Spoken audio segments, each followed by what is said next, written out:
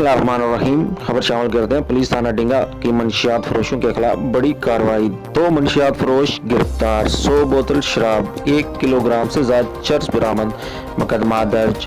Gujarat police का मंशियात फरोशों के खिलाफ बड़ा क्रैकडाउन जारी।